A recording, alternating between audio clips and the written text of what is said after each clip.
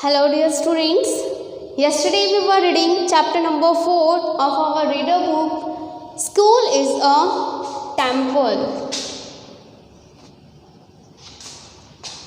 School is a temple. Means, what is the meaning of this?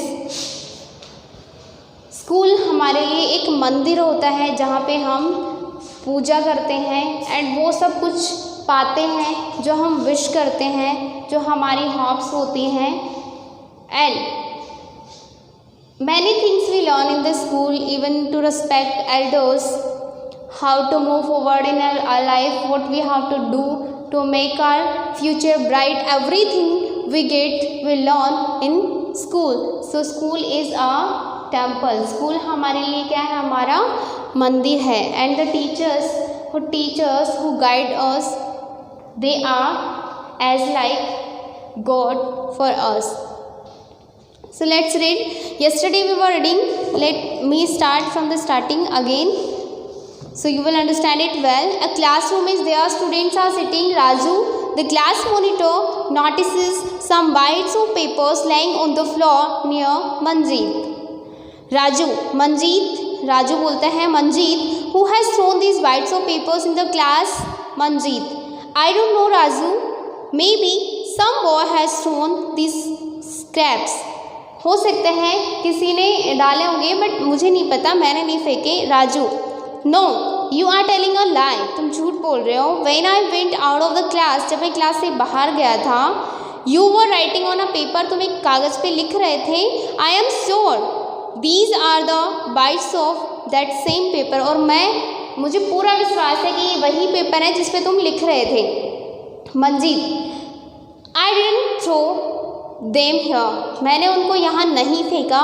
I threw them in the dustbin, मैंने उनको dustbin में फेंक दिया है.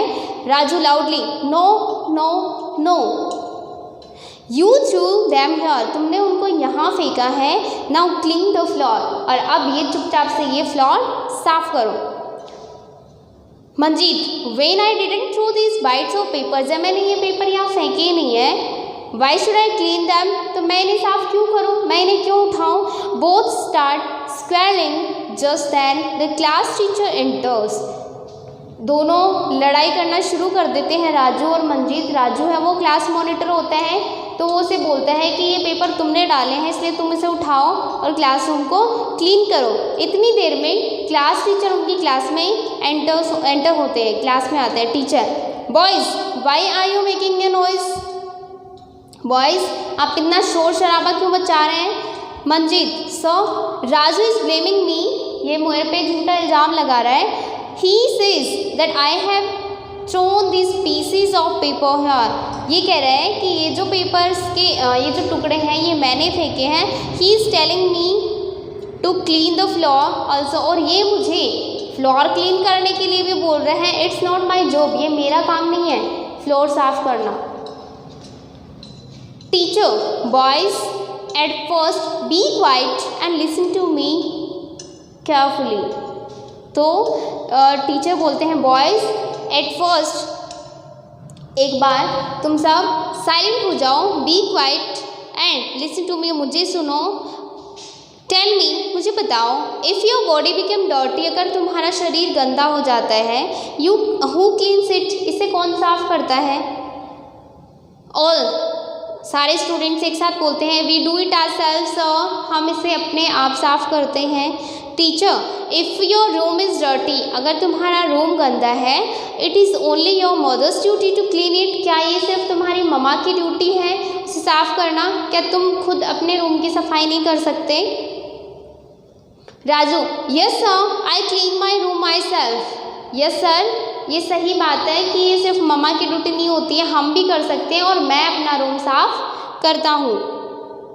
टीचर, गुड राजू, बहुत अच्छा Raju. Neha, sir, I also sweep my room, मैं भी अपने रूम की सफाई करती हूँ. I fetch water with my mother from a well. Yesterday I told you the mean of fetch, जा कर के लाना, यानी मैं भी अपनी मम्मा के साथ जाती हूँ और पानी लेके आती हूँ. I help her in the kitchen also, और मैं मम्मा की किचन में भी हेल्प करती हूँ। Bittu, sir I also help my father at our shop. Bittu बोलता है कि सर मैं भी अपने पापा की हेल्प करता हूँ। कहाँ? हमारी जो शॉप है उस पर। Teacher, very good my children, बहुत अच्छे मेरे बच्चों। We work at home ourselves and help family members, यानी हम सब घर पे काम करते हैं एंड हेल्प फैमिली मेम्बर्स, और हमारे जो फैमिली मेम्बर्स होते हैं हम उनकी भी हेल्प करते हैं। So there we don't think whether our household activities are our jobs are not. जब हम घर पे काम करते हैं क्या तब हम ये सोचते हैं कि ये सफाई करना मेरी ड्यूटी नहीं है, या मेरा काम नहीं है, या फिर अपना रूम क्लीन करना मेरा काम नहीं है? क्या हम ये सोचते हैं जब हम अपने पेरेंट्स की हेल्प करते हैं कि उनकी हेल्प करना हमारी ड्यूटी नहीं है? Have you ever think like this? क्या आप भी ऐसा करते हैं घर पे? Don't do. Always help your parents and which ever work you can do yourself, you are able to do properly them, you should do। यानी जितने वर्क आप अपने वर्क आप खुद कर सकते हो और कर सकते हो अच्छे से इजीली, तो आपको करने चाहिए। And you should help your parents also.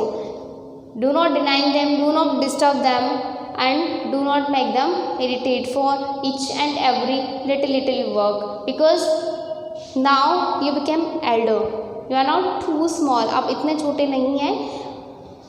As you will started to do your work, जैसे ही तुम अपना काम करना शुरू कर दोगे, with the time you will learn all the work. धीरे धीरे आप सारे काम करना सीख जाएंगे and it's a good habit to know about all the work. ये एक अच्छी आदत होती है कि हर इंसान को सारे काम आने चाहिए। तो you should try to do every work. आपको कोशिश करनी चाहिए कि आप सारे काम करें। Now see, come on the topic. In the same manner, उसी तरीके से our school is also like our home. हमारा स्कूल भी क्या है? हमारे घर जैसा है। वी लिव हियर, हम यहाँ साथ में रहते हैं, टुगेदर, एक साथ, and study in a friendly atmosphere. Atmosphere का मतलब होता है एनवायरनमेंट। तो हम यहाँ एक साथ रहते हैं, एक साथ लंच करते हैं, एक साथ खेलते हैं, एक साथ स्टडी करते हैं। Shouldn't we think of its cleanliness also? क्या हमें इसकी सफाई के लिए नहीं सोचना चाहिए?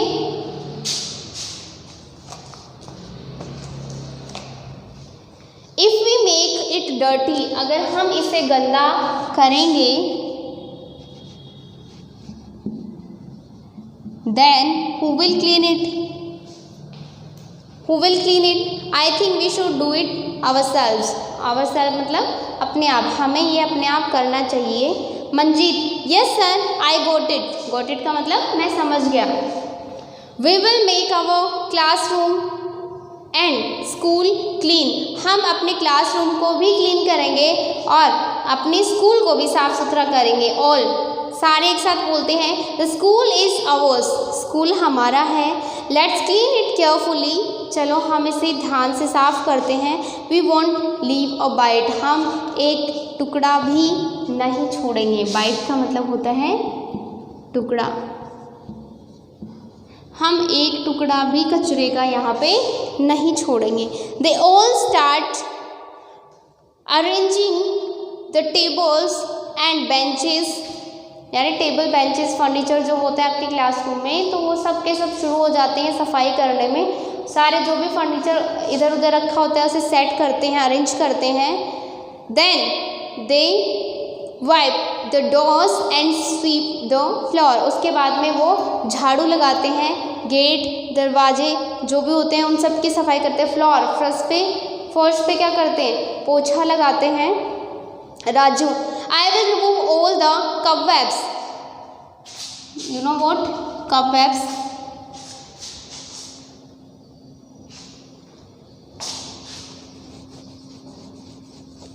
Cobwebs मतलब होता है मकड़ी का जाला।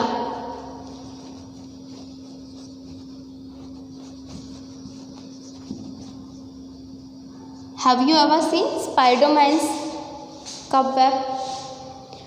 स्पाइडरमैन जो होता है वो एक थ्रेड टाइप होता है, उससे एक जाल बना देते हैं जिसको बोलते हैं इंग्लिश में कबवेब। यूजिंग अ स्टूल, तो राजू बोलते हैं कि मैं स्टूल को लेकर के, स्टूल पे खड़ा होकर के क्लासरूम में जितने भी कबवेब्स हैं उन सबको रिमूव कर दूंगा। रिमूव का मतलब होता है हटाना, रिमूव का मतलब होता है हटाना। Okay, next,